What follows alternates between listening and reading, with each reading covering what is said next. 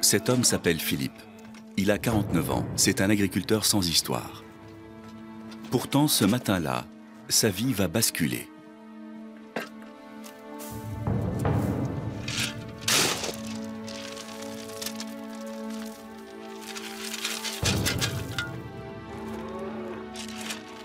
Philippe va être interpellé par la police.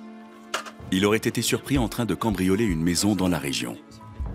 Alors que s'est-il passé? Philippe aurait-il une double vie? Ou cet homme serait-il la victime d'une terrible machination? Mais pourquoi m'arrêter? Écoutez, moi j'ai rien fait, j'ai hébergé un ancien tolard, c'est bien lui qui a fait un truc. Vous direz ça aux personnes concernées, d'accord? Pour l'instant, gardez le silence. Ah.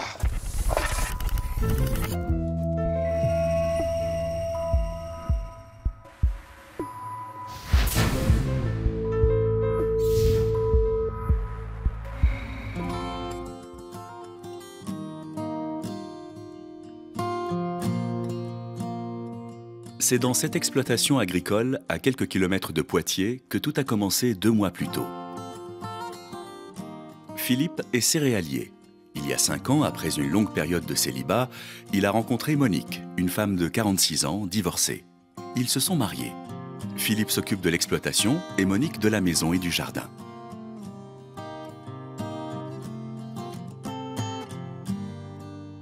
Mais un jour, un homme auquel Monique a décidé d'offrir l'hospitalité va venir perturber la vie tranquille de ce couple.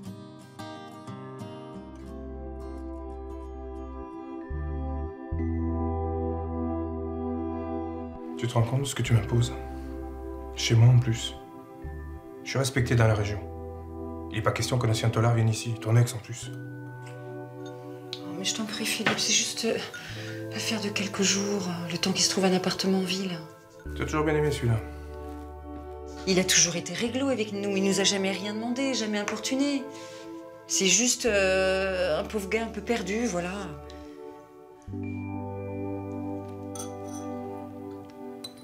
Bon, tu fais ce que tu veux.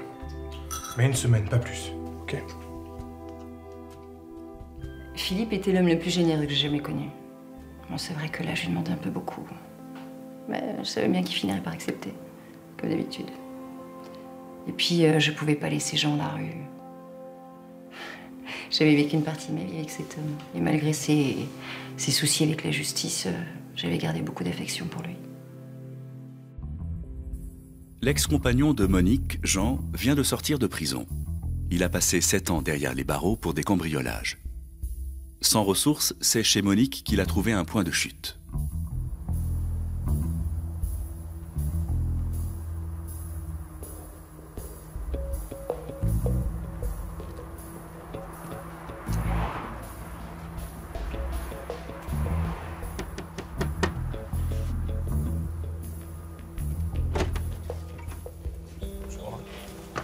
Monsieur Goudard, je suppose. Bien vu. Avant toute chose, merci de m'ouvrir votre porte. Et je serai votre serviteur pendant quelques jours et après vous n'entendrez plus parler de moi. Je m'y engage. J'y compte bien. T'as pas d'amis pour t'héberger? Tu t'es pas fait de pote en prison? Oh, arrête, Philippe. Non mais je comprends la réaction. Je suis travailleur, vous savez. Que tu sois travailleur ou pas, peu importe. Tout ce que je veux, moi, c'est que tu repartes comme t'es arrivé. Allez. Très vite. Allez, rentre.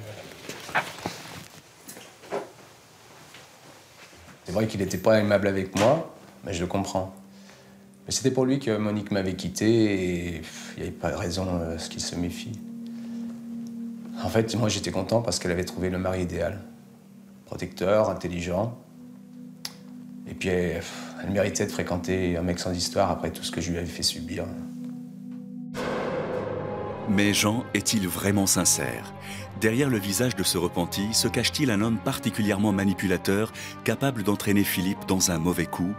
Ou pire, de lui faire porter le chapeau d'un de ses cambriolages?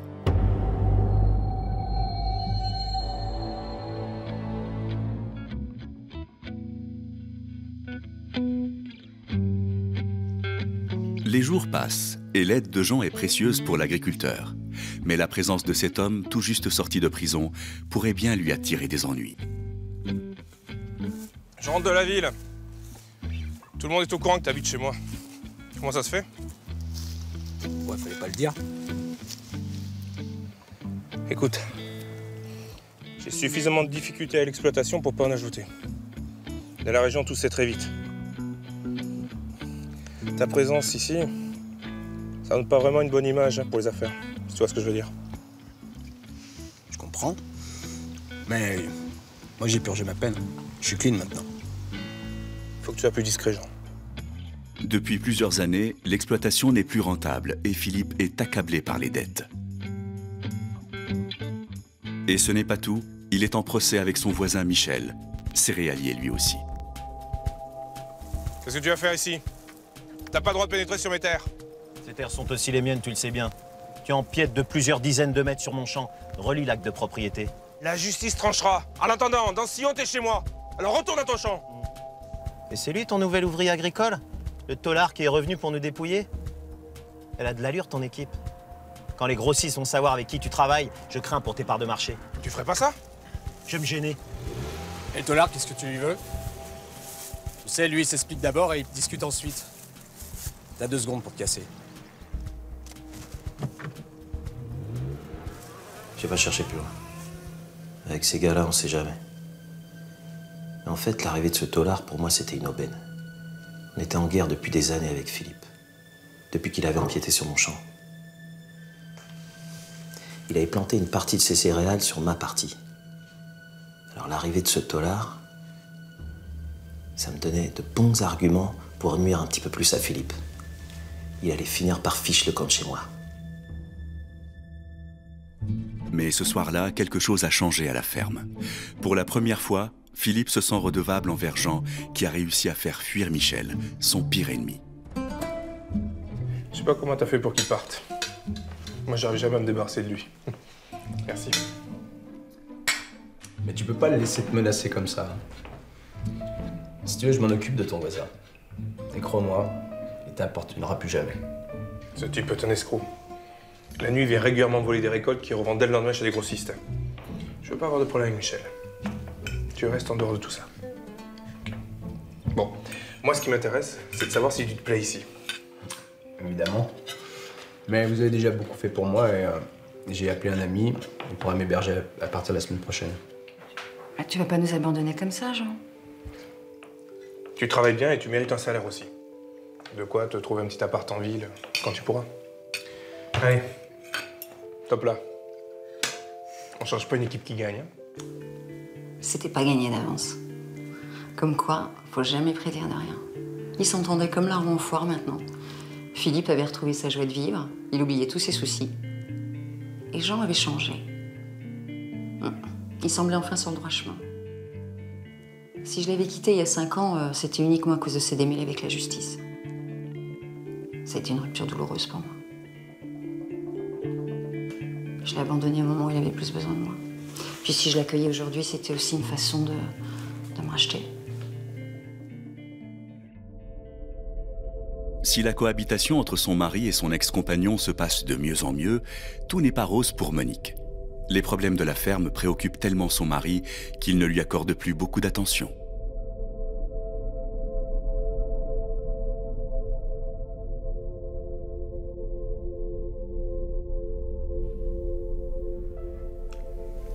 Tu me désires plus, c'est ça? Ça fait des semaines qu'on n'a pas fait l'amour, j'en ai marre. Ça me rend triste.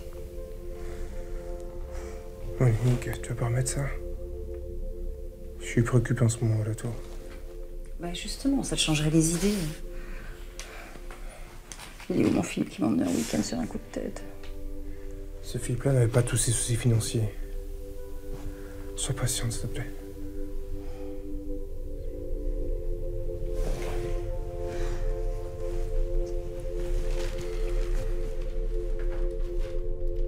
On devenait un vieux couple tous les deux. Ça m'a toujours fait peur. Depuis gamine, hein, c'était ma plus grande crainte.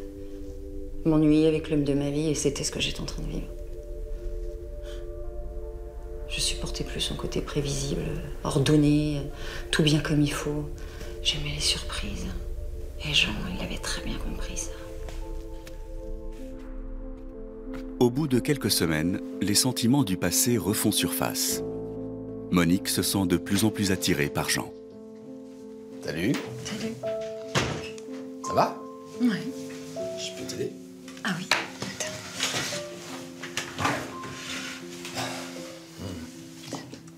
Merci. Ah, qu'est-ce qui se passe? Non, rien. Il se passe rien. Je m'ennuie ici, Jean. Tu me connais par cœur, toi. Tu sais que c'est pas une vie pour moi. Mais tu vas-tu faire, ma douce? Tu sais, les femmes, il y a longtemps que j'en ai pas pris dans mes bras. Et je crois que ce serait pas une bonne idée. Crois-moi. Ouais, tu as peut-être raison. Monique, je l'avais pas oubliée. C'était une sacrée nana, comme on n'en fait pas beaucoup. Mais là, c'était aller au-devant de problèmes. L'ordure. Regarde ce que Michel a fait passer comme information dans le journal de la mairie. Un article sur la qualité de mes céréales. C'est écrit noir sur blanc. Mes céréales seraient nocives pour la santé. Mais comment il a pu faire ça? Il a fait analyser mes plantations. Ils ont trouvé un pesticide cancérigène et interdit dans le commerce. C'est impossible, j'ai jamais utilisé ce type de produit. C'est une machination. Mais tu es pour rien, Philippe. Il faut le faire condamner, c'est tout. Ce mec est vraiment prêt à tout pour te nuire. Laisse-moi m'en occuper. Je vais lui faire bouffer son pesticide, moi. Il est pas prêt de le digérer, crois-moi. Jean avait un plan. Il voulait saboter le matériel agricole de Michel pendant la nuit et l'empêcher de récolter ses céréales. Il agirait discrètement, je le savais, et il allait pas se faire prendre. Et puis Philippe avait donné son accord. Bon, c'était peut-être pas une bonne idée, c'est sûr. Mais sous le coup de la colère, on lui avait donné carte blanche. On aurait peut-être dû réfléchir un peu plus. Le plan de Jean a fonctionné à merveille. Le matériel agricole de Michel est inutilisable. Impossible pour lui de faire les moissons avant plusieurs jours. C'est un manque à gagner considérable pour ce céréalier. Oh. Tu es fier de toi? Tu crois m'avoir fait peur avec ton sabotage? Quel sabotage, Michel? Tu veux parler du tien? Quand tu as fait croire que mes céréales étaient empoisonnées pour me faire accuser à tort? Allez, laissons la justice régler nos différends, va. Justement. Crois-moi que la justice, ça va bientôt s'intéresser à ton gars. Tu lis le journal? Regarde donc la rubrique des faits divers. On parle que de ça. Une série de cambriolages dans le coin. J'en ai pour rien dans cette affaire. Il est toute la journée à travailler avec moi ici. C'est sûr que vous êtes tout le temps ensemble. Je suis sûr que les gendarmes seront tout oui quand je vais leur lâcher 2-3 infos. De quoi tu parles? Que diraient les gendarmes si je leur révélais vos virées nocturnes les soirs de cambriolage? Tu racontes n'importe quoi. Et alors? Ce qui compte, c'est de semer le trouble dans leur tête. Et puis ce sera ma parole contre la tienne. T'as juste oublié un détail. Tout le monde sait que t'es très proche d'un tolard. J'étais prêt à tout pour que Philippe dorme à l'ombre quelque temps. La présence de Jean chez lui faisait de Philippe un parfait coupable pour n'importe quel cambriolage. Tout le monde savait les soucis financiers qu'il avait. C'était si simple de le faire accuser. Dans moins d'un mois, la police va passer les menottes à Philippe à cause d'un cambriolage. L'agriculteur a-t-il été victime d'une manipulation de son rival Michel, prêt à tout pour récupérer ses terres?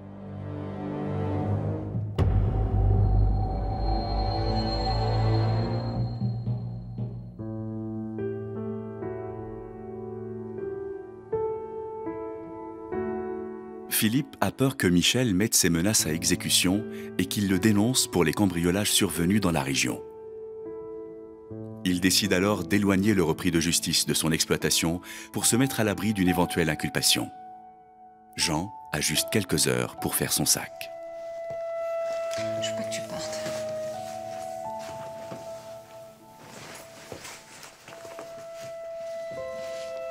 Je te laisserai pas partir.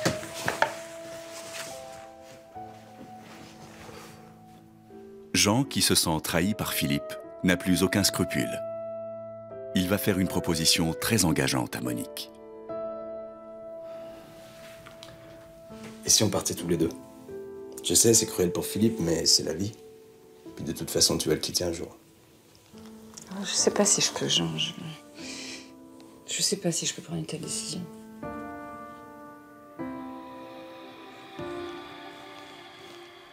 Philippe, c'était un lâche sans état d'âme. Il m'avait utilisé jusqu'à me pousser à saboter le matériel du voisin pour pas être mouillé. On pouvait pas compter sur sa parole. Qu'est-ce qu'il allait faire maintenant? Me dénoncer à la police? Si je plongeais pour le sabotage chez Michel, je perdais tout. C'était vraiment injuste. Jean a quitté la ferme. Et pour la première fois depuis un mois, Monique et Philippe se retrouvent en tête-à-tête. C'est l'heure de l'explication. Il te faisait aucun mal. Tu lui as fait croire que t'étais avec lui, du jour au lendemain tu l'abandonnes. C'est pire que de ne pas l'avoir aidé. Ça commence à bien faire maintenant. C'est pas moi qui l'ai fait venir ici, c'était pas ma décision. Je l'ai hébergé pendant plus d'un mois sans rien dire. Mais c'est ton ex tout de même. Tu connais beaucoup de maris qui auraient accepté une telle situation? C'est ça, voilà, les masques tombent. En fait, t'as toujours eu peur pour notre couple, hein, c'est ça? Tu l'as toujours vu comme un rival, allez, à vous. Mais regarde, mais t'agis comme un gamin. Non. Je l'ai fait partir à cause de tous ces cambriolages dans la région. Je voulais pas avoir de problème avec la justice. Et puis, qui me dit que c'est pas vraiment lui qui les a fait, ces cambriolages? Mais comment tu peux oser dire ça?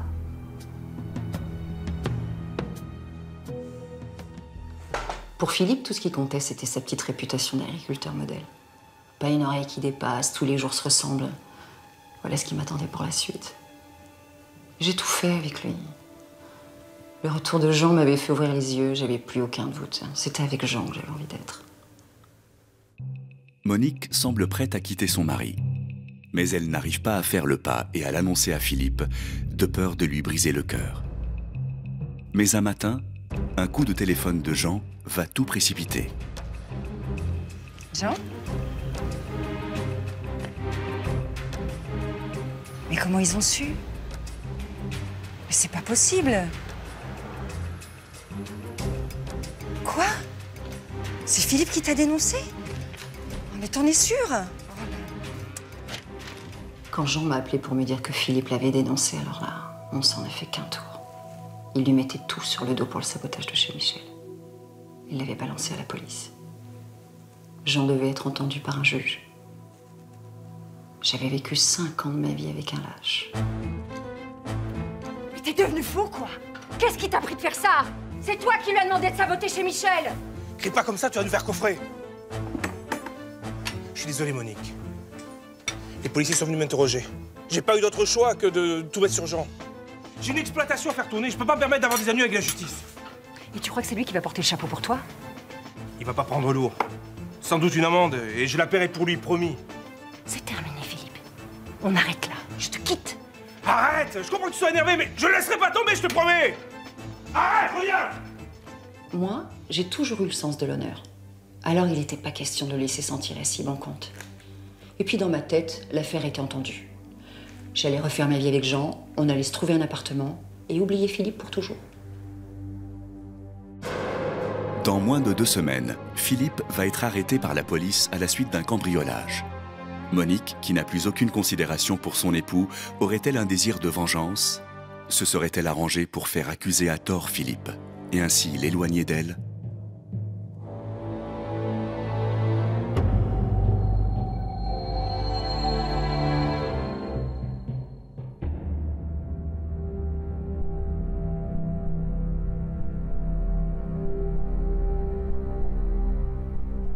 Depuis le départ de son épouse, Philippe est complètement désemparé. Après avoir retrouvé la trace de Jean, il décide de se rendre chez lui, dans l'espoir d'avoir des nouvelles de Monique.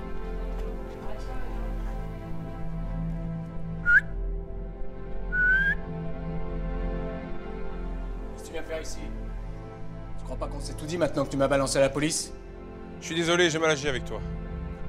Je vais me racheter. Je vais te faire une donation sur une partie de mes terres, comme ça t'auras un petit pécule. Je te dois bien ça. On m'achète pas, moi. J'ai tout perdu, Jean. Monique n'est pas revenue à la maison depuis des jours. T'as eu des nouvelles, toi? Allez, c'est bon, j'en ai assez entendu. Dégage de là. Qu'est-ce qu'il croyait? J'allais lui dire où était Monique. De toute façon, Monique, maintenant, c'est avec moi qu'elle vit. Alors, faut plus qu'il se pointe ici. Quelques jours plus tard, Philippe reçoit un courrier qu'il n'attendait pas.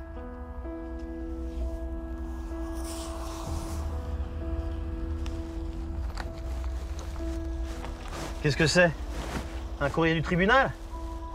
Tu vas enfin répondre de tous les sabotages que t'as fait chez moi? C'est ma femme. Elle veut divorcer. Oh, quelle histoire. C'est qui l'heureux élu? Ah, c'est le tôlard. C'est vrai qu'il est beau gosse. Enlève tes sales pattes de moi! Je vais te foutre au trou, Philippe!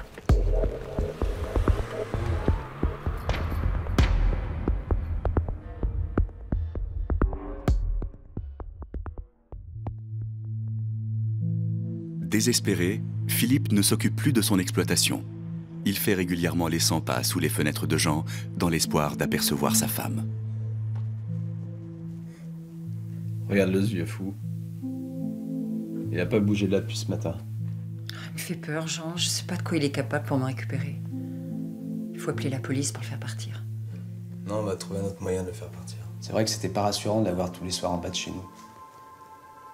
Monique n'osait même plus sortir de l'appartement, ça devenait invivable. Il fallait faire quelque chose. Éloigner Philippe, et pour longtemps. Le lendemain, Philippe va être emmené au commissariat. Quelqu'un cherche-t-il à lui nuire particulièrement? Monique et Jean ont-ils trouvé là un moyen de se débarrasser de lui, le mari gênant? Est-ce un stratagème de Michel pour accélérer la chute de son rival et récupérer ses terres?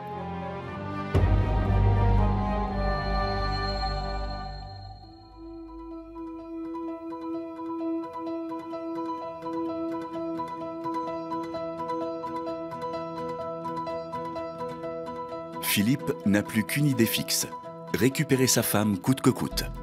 Et pour cela, il n'hésite pas à demander l'aide de son rival de toujours, Michel. Pourquoi t'as insisté pour que je vienne? Tu veux me céder ta propriété, c'est ça? J'ai une proposition à te faire. Je pense qu'elle est raisonnable. Il était en boucle sur sa femme. Il voulait trouver un moyen de remettre Jean en prison et pour longtemps. Le procédé le plus efficace selon lui, c'était de faire accuser Jean d'un cambriolage. Avec la peine aggravée pour récidive, il allait en prendre pour des années. Et qu'est-ce que j'y gagne? La partie des terres que tu réclames sur mon exploitation depuis toujours.